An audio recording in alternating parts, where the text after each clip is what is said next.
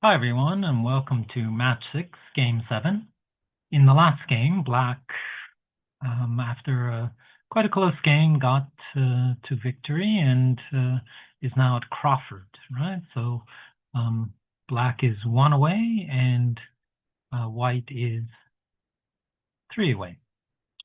So at this score, you don't have to worry about gammon, right? And White isn't playing for a gammon, because basically there's one game after this one if White wins, okay, whether it's a gammon or not. So that influences decision, right? But this game is fairly straightforward. It's mostly a race. But what's interesting is the need to pay attention to the pip count, right? And of course, when you're playing online, playing against the computer, generally you can see the pip count. But if you're playing face-to-face, it is worth really keeping track of it in some way, periodically making a count, because a lot of decisions, whether they're cube decisions or checker decisions, really depend on who's ahead in the race. And we'll see this quite clearly in this game. And if you want to improve your PR, then this is one thing that you really need to pay attention to, right? I've mentioned it before, but it's always worth repeating. The race is important when making checker and obviously cube decisions. Okay, so let's see what happens in the Crawford game, whether White survives to another game or whether this is the end of the match. Okay, hope you enjoy it. Hope you learned something from it. Thanks. Okay, so White wins the opening roll and gets 5-2. Makes the usual move, okay? Remember, there's no need for a gammon, so even though you can bring 2 down, there's no need to play aggressively in this position. It's not a mistake or anything, but it's normal. Just, it's okay just to play normal, right? So usual move of just playing the back checkers. Sorry, Black rolls 3-2. And again, plays the normal moves, playing the back checkers, bringing 1 down. Notice there are some other options. Okay, hitting is possible, but not necessary. Black isn't afraid of a gammon, so you can play a little more aggressively or loosely if you wish. Okay, splitting and hitting is also possible. Okay, even the double hit looks fine, but Black plays XG's top move, which is fine.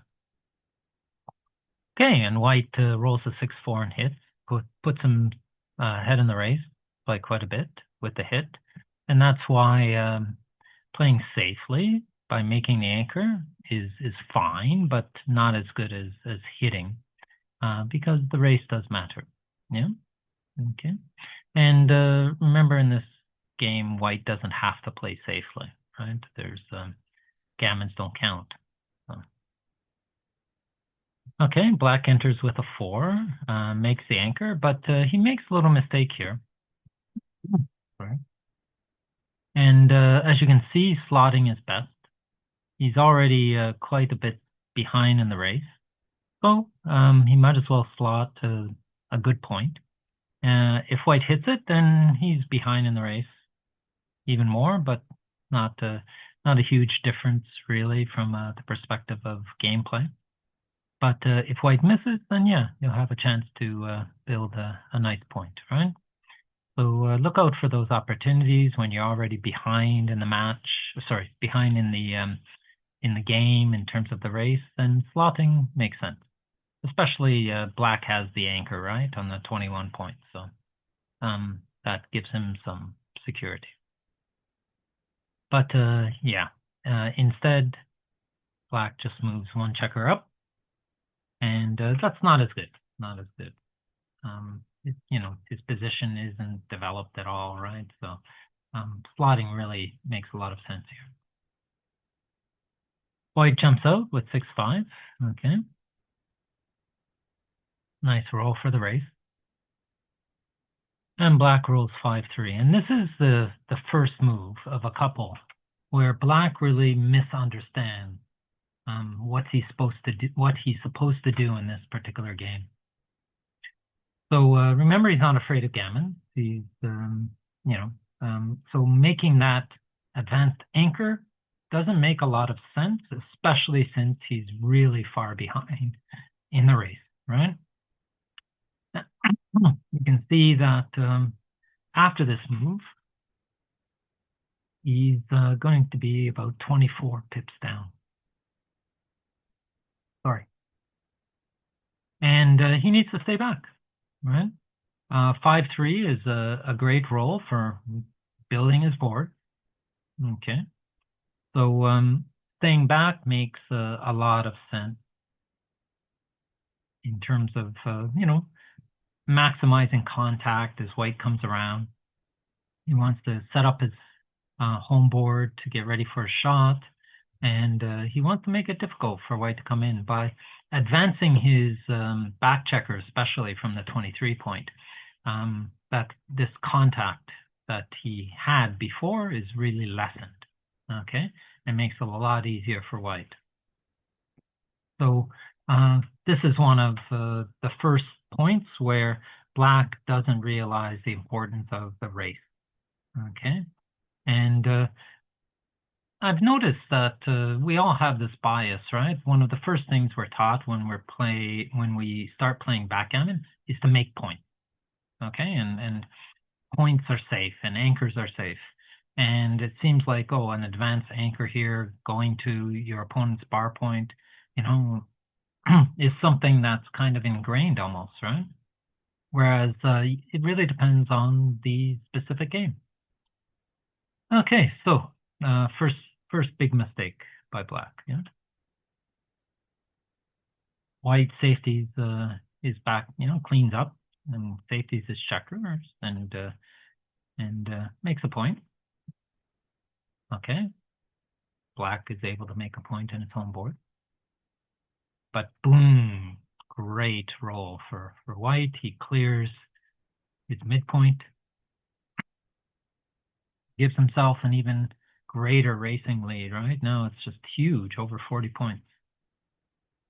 40 pips, I should say. Okay, and all of a sudden, black is realizing that making that anchor on his opponent's his opponent's bar point, is actually not so useful anymore because white has been able, true with a lucky roll, to clear his own midpoint. Okay, that was part of like his logic, I suppose, was okay, I'll be able to block white clearing his midpoint, but all of a sudden that's not a problem anymore, right? And it's looking more and more straightforward for white to win this. But now black makes just a terrible, terrible move, okay? He basically, reduces the contact to almost nil, right? Not exactly, but for some strange reason, he's just not paying attention to the pip count. He's down by more than 40 pips, and yet he's running, which is kind of crazy, right?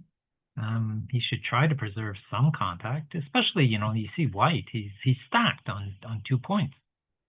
So maybe something will cough up a checker, right? You never know. So might as well stay back. You're not afraid of gammon. So there's very little risk at all. Okay, and XG just says prepare your home board, prepare the prime, and wait. Okay, but yeah, this is just amazing, just amazing. I mean, making the bar point, opponent's bar point was bad enough, but this is just a misunderstanding about the nature of the position. I guess you could call it like a strategic blunder, right? Okay, so try to, as I mentioned in the introduction, pay attention to the race, to the pip count, and some of your checker moves will be based on that, and more checker moves than you might realize are based on the race. Okay, So anyways, the black runs, and then it becomes just a race, basically. And white is so far ahead that even were black to roll big doubles, he'd still be far behind, right? So anyways, like I said, it's a straightforward game. Let's see how the race goes.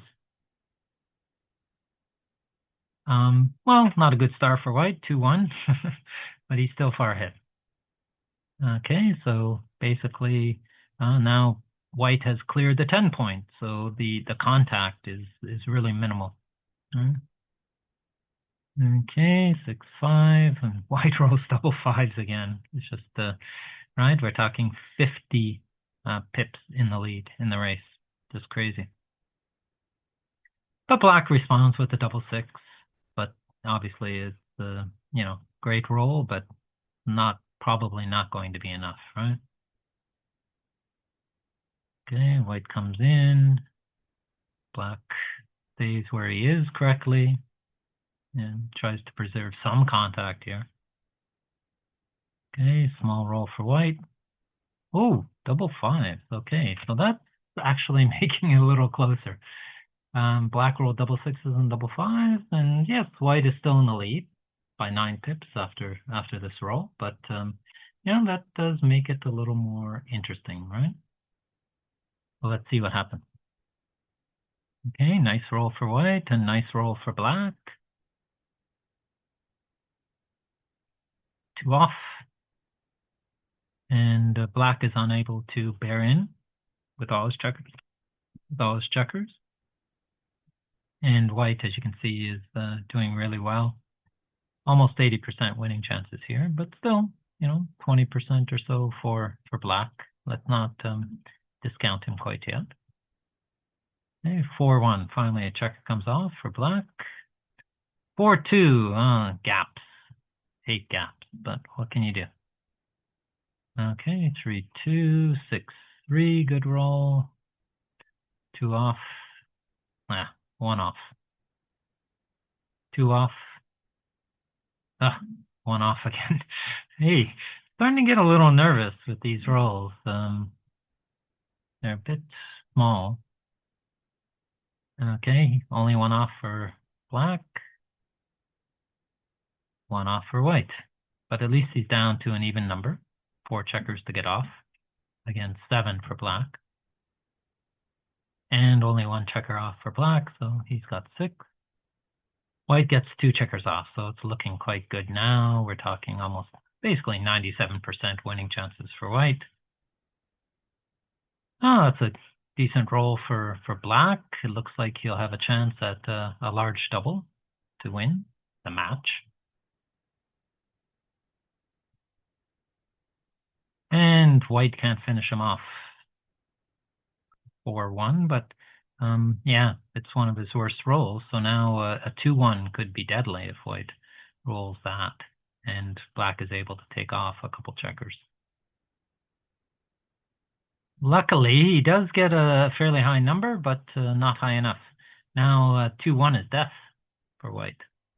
And you can imagine white's a little nervous after having such a huge lead. But white rolls does the coup de grace, as we say. Okay, applies the coup de grace, and yeah, so that's it. And we go to post Crawford, and basically it's going to be double match point. It's going to be the last game of the match. Okay, so like I said, a fairly straightforward game, but black could have made it a little more difficult for white if he had stayed back, maintained his anchor in white's home board, and set up his own home board and waited for a shot, right? And maybe he could get one. But just by running, his chances were great, even after rolling better than white, right? After contact was broken, yeah, he did roll. Black rolled well, but he still lost. Just the lead was just too big. Yeah. So keep an eye on the pip count, keep an eye on the race, make your checker moves accordingly. It's something I have to remind myself. It's tempting to do things like go to safety or make an advanced anchor. But your winning chances will decrease. Okay, and so will your PR if you don't pay attention to the race. Okay, so hope that was useful, short one, but important lesson. And I'll see you in game 8 for the last game of the match. Let's see who pulls it off in the end. Is it white or black? Okay, thanks very much.